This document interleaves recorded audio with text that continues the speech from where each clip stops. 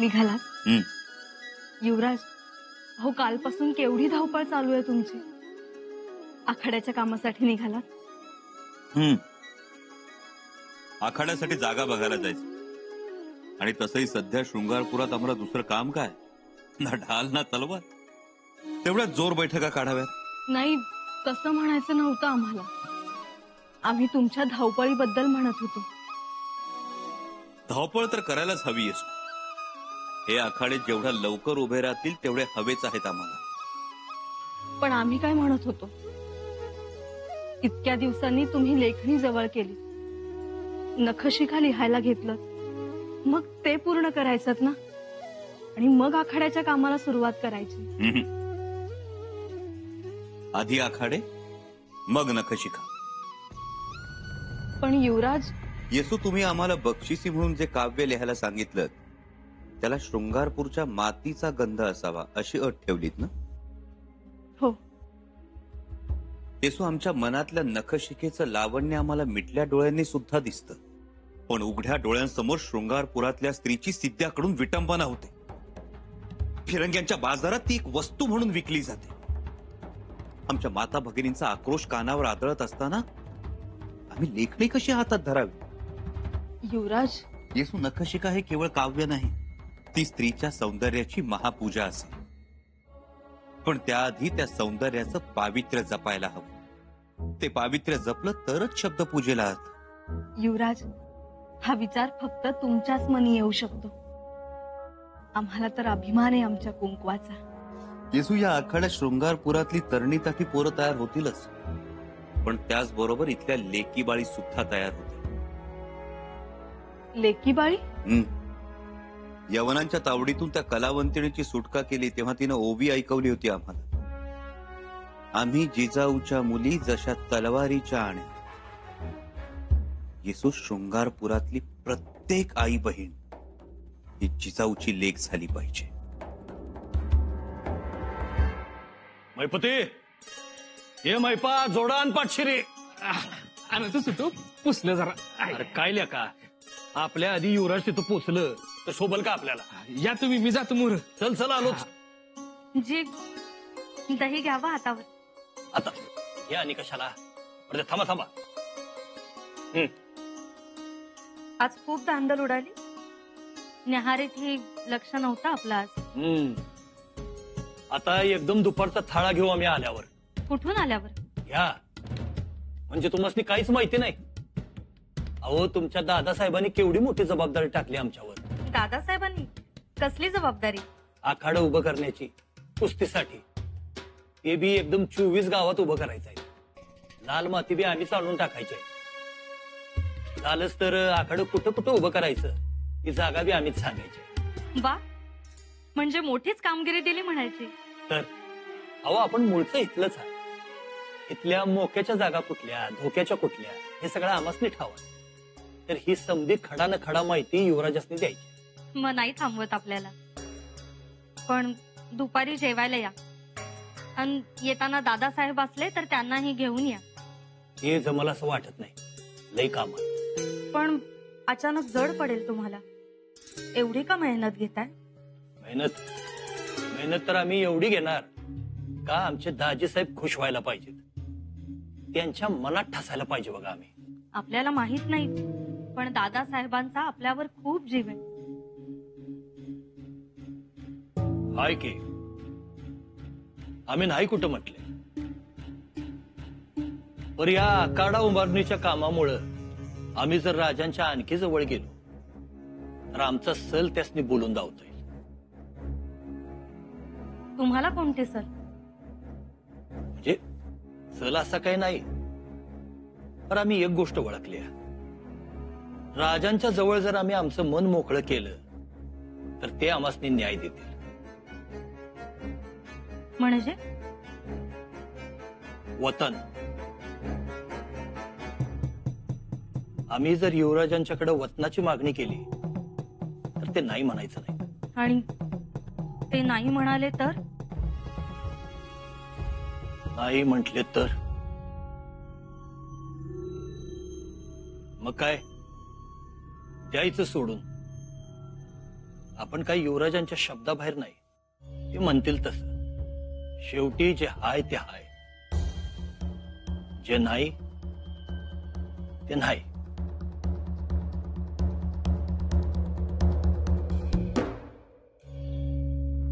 युवराज, ये जो अखाड़े के लिए जो जगह चुनी है वो हमें तो बहुत खास लगी, अच्छी लगी.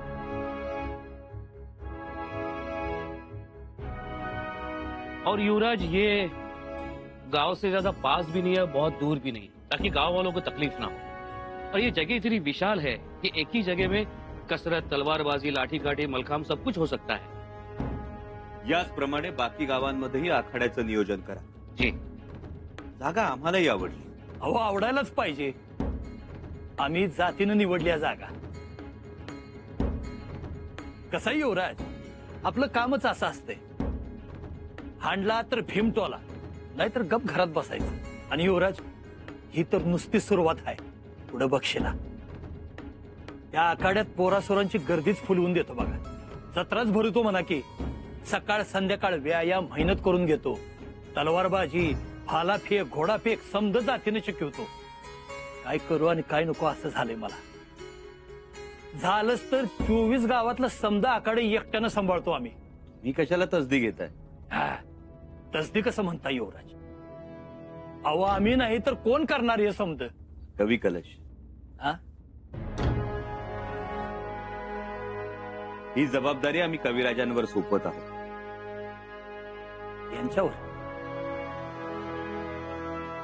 यांच्यावर जबाबदारी टाकताय? नाही, चांगला आहे, पर यासनी पेलल का जबाबदारी? म्हणजे असं व्हायला नको का 4 महिन्यानं आपण येऊन बघितल्यावर दिसायचं तलवारी टाकल्यात खुट्टीवर आणि पोरं कविता करत बसल्यात. समजा बट्ट्या बोळवायचा हो. कणोजीराव, आमचे कविराज तलवारबाजीतही वाकबगार आहेत. काय सांगताय? ते करतील, नक्की करतील. पर युवराज, मी काय म्हणतो, अहो, एवढा घरचा हक्काचा माणूस इथं असताना बाहेरच्या माणसासनी कशाला भार देताय? स्वराज्य के लिए जो भी कुछ करना हो वो हमें भार कैसे लगेगा? वो तो हमारा सौभाग्य है. आणि तसंही गणोजीराव, घरच्या माणसांवर आम्ही मोठी जबाबदारी सोपवू इच्छितो. तुमची ही तडफ, हा बाणेदारपणा हवाच आहे आम्हाला. म्हणजे आमच्या मेवणे साहेबांचा लौकिक व्हावा असं आम्हालाही वाटतंच की. त्यासाठी आम्ही तुम्हाला शृंगारपुरातून बाहेर काढणार. आता मोठ्या आघाड्या सांभाळायच्या. अंबीर मामा, येसाजी कंक, मोरोपंत, हिरोजी काका यांच्यासारखा मोहिमा करायच्या स्वराज्यासाठी. तुम्ही म्हणशीला तसं. तुमच्या शब्दाबाहेर आम्ही कुठं आहे? जे हाय ते हाय, जे नाही ते नाही. मग कविराज, सांभाळा, चालू दे तुमचं. आणि काही अडलं तर मग धाडा निरूप वाड्यावर. जी.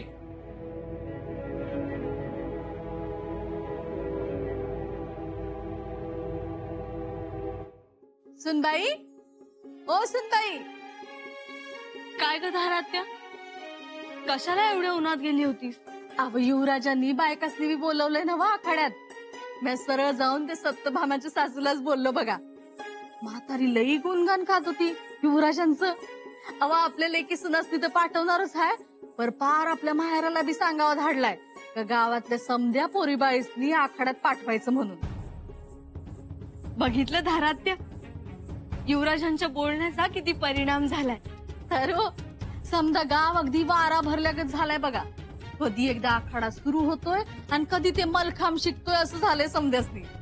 आता बघाच तुम्ही, युवराज लढाया जिकाया किती हात तयार करतात ते करतील. तुमचे युवराज दुसऱ्यांसाठी हवं ते करतील. जीव धोक्यात घालतील, बदनामी पत्करतील, अगदी डोळे मिटून गाणंही ऐकतील. तुमचे युवराज, आमचे युवराज. धारात्या, चेष्टा नको ना ग करूस. आम्ही काही त्या अर्थी नाही म्हणालो. बघितलं का राज, काय काय गर्दी केली होती लोकांनी आखाड्यात. नुसती टका मका समधी युवराजांकडेच बघत होती. तुम्ही एवढं राज पर अरे कोणी बी टकामका बघावं असंच आहे आमचं दाजी साहेब. बरोबर आहे की, पर तुम्हाला कशातच खोट दिसत नाही.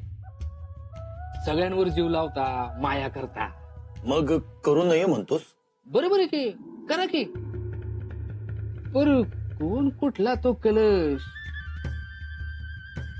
गाणं मागून येऊ तिकट होऊ नये मजी मिळवली. माहिपा हा, तू जरा लावा लाव्या करतोयस काय रे? हाय का आता मी कशा लावालावी करीन? तुम्ही राज, तुमच्याकडे दुर्लक्ष होणं शोभतंय का? चांगलं दिसतंय का? तुम्हीच सांगा. अरे तुला काय माहिती युवराजांच्या मनात काय चाललंय? तीनची धोरणं म्हणजे कंच्या दरवाजावरची तोरणं हे भल्या भल्यासनी कळणार नाही. मग तू कोणच्या झाडाचा पाला रे? बरोबर आहे की, असेल तसं बी असेल. पर मुलूक कोणाचा? तुमचा. जागा तुम्ही शोधली. आता 24 गावं हिंडून आखाड्याची व्यवस्था तुम्ही केली. आणि जबाबदारी कुणावर? तर त्या पाहुण्या कलशाकडे. हे काय गणित बाबा आपल्याला कळलं नाही.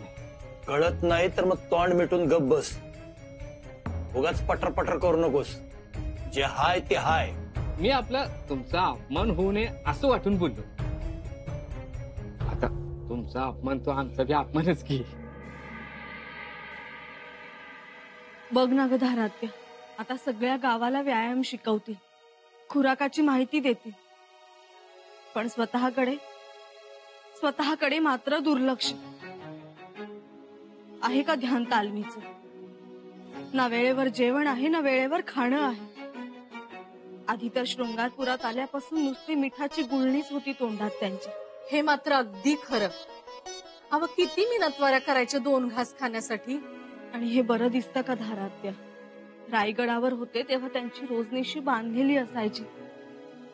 तांबडं फुटलं की उठायचे, तालमीला जायचे, सराव करायचे, न चुकता दूध प्यायचे. न्याहारीची वेळ कधी चुकवली नाही त्यांनी. तर हो, सदरेवर जमादार खाण्यात अगदी घारी सारखी बारीक नजर. आताशा त्यांना कसलाच धरबंध नव्हता. पण हल्ली तरी माणसात आले, बोलायचं म्हटलं तरी भस्कन अंगावर येतील की काय अशीच धास्ती वाटायची ग. नाहीतर बोलायचीच नाही. तुला सांगू, एखादं लहान मूल तरी बरं ग. मग आऊसाहेबांनी दुसरं काय म्हणून तुमच्या ओटीत टाकलंय तेसनी? घरात त्या आम्हाला तर काही कळतच नाही ग. आता कशी राहावी यांची तब्येत ठणठणीत. सुनबाई, हो तुम्ही नका काळजी करू, म्या हाय ना तुमच्या संगट. हा, आपण दोघी मिळून त्यांची तब्येत परत ताळ्यावर आणू बघा. आता तुम्ही उद्यापासून असं करायचं, सकाळी कोंबडा आरवायच्यात तेसनी उठवायचं आणि आखाड्यात पाठवायचं. तवर मी दूध तापून त्यांच्या न्याहारीची तयारी करतो. तुम्ही स्वतः उभं राहून त्यांचा सराव करून घ्यायचा. अशा वेळी घरच्या लक्ष्मीनं कडक लक्ष्मी व्हायला पाहिजे बघा. असं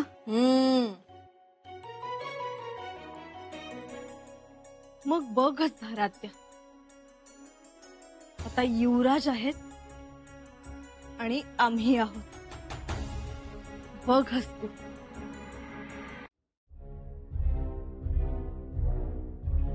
महिपतराव, हा. एक सांगू का? सांगे. तुम्ही आता जे काम करायला लागलाय की नाही, हा. ते करताना लई सोबून दिसतायचं. म्हणजे पाय दाबताना तोंड उघडून बोलायला लागला की काही सोबत नाही. तेव्हा ज्याच्यात तुमची माता बरी आहे ते काम करा, पाय दाबा. आमची कसली मातब्बारी होती युवराजांनी संपवली. म्हणजे एका सारा वसुलीत अफरातफरीचा आरोप झाला बापावर. युवराजांनी चौकशी करून त्यासनी बडतर्फ केलं, घरदार जप्त केलं आणि आमची ही अवस्था. गुन्ह्या गोविंदानं राहता येत नाही. नाही, बरोबर आहे की. पण आम्हाला नडलं अनाजी पंतांचं राजकारण. अनाजी पंतांचं राजकारण? हा, मग तसं तुमचं होणे एवढंच.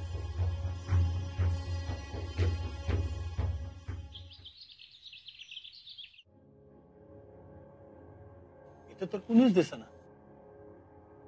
एवढी सामसूम कशा पाहिजे? कुठे गेली म्हणायची समजे? अहो सगळे आत असतील. ती बघा धारा आलीच बाहेर.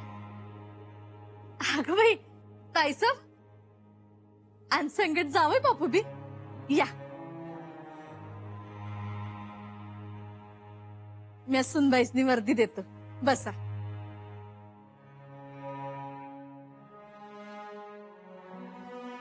ऐकलत का? नाही आम्हाला वाटतं आत्ताच आपण काही विषय काढू नये. आत्ता कुठे त्यांची घडी बसती आणि आपल्या मदतीची त्यांना गरज आहे.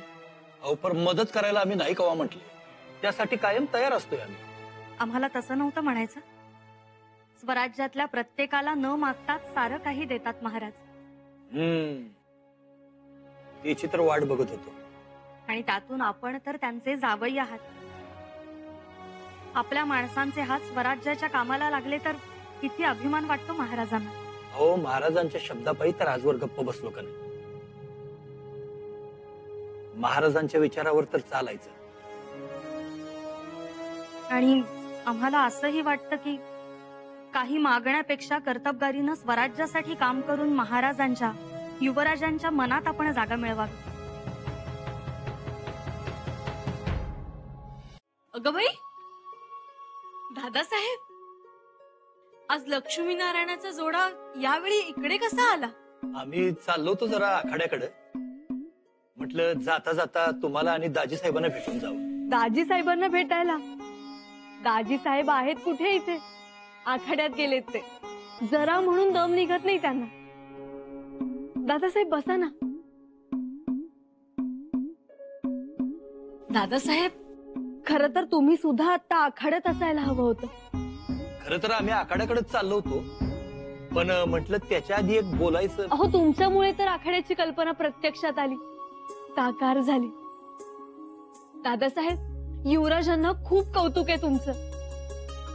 अगदी उठता बसता खाता पिता तुमचा जप चालू असतो. असं युवराज आमचं कौतुक करतात. मग वंश हो युवराज म्हणाले आम्हाला गणोजी राजे खूप धाडसी आहेत. लोक किती मान देतात त्यांना. आणि काय म्हणाले माहितीये? स्वराज्य आजपर्यंत गणोजी राजांना जेवढं समजलंय तेवढं कोणालाच समजलं नाही. काय सांगताय काय? आमच्याबद्दल युवराज खरंच असं म्हणाले? अहो खरंच असं म्हणाले दादासाहेब. स्वराज्यासाठी शक्तीचा अभाव कमी आहे हे युवराजांचं म्हणणं तुम्हाला पटलंय. म्हणून तर तुम्ही धावाधाव करून आखाड्यासाठी जागा शोधल्या. जातीनं लाल माती अंथरून देण्याची व्यवस्था केली. आखाड्यासाठीचं साहित्य पदरमोड करून हजर केलं. हो केवढी ही आपुलकी. मग नाहीतरी पहिल्यापासून आमचे दादासाहेब आहेतच रत्न पारखी. कुंवरवंश युवराज काय म्हणाले माहितीये? गणोजी राजांना योग्य तेवढी लोकांची साथ मिळाली नाही. आणि मिळाली असती तर ते आज मोठे सरदार असते. पण आखाड्याचं का निमित्ताने होईना त्यांचं कर्तृत्व तरी लक्षात आलं. पण खरं सांगू ताईसा, अहो युवराजांच्या मोहरा आम्ही काहीच नाही. ही आखाड्याची समधी कल्पना खरं तर त्यांचीच आहे. आम्ही चाललो तो तिकडच, पण म्हटलं जाता जाता तुम्ही इथे भेटताय का बघून जाऊ काय. आणि आम्हालाही आखाड्याचा महिला विभाग पाहायचा होता. आणि म्हणलं जाता जाता ही गुलाबाची फुलं देऊन जावी. आपल्या बागेतली आहेत. घ्या घ्या. आवडतात ना फुलं? वंश किती हसरी फुलं आहेत हो. अगदी तुमच्यासारखी. बरं ताईसाहेब येतो आम्ही. युवराज तिकडे एकटे असतील. आम्हाला जायला पाहिजे.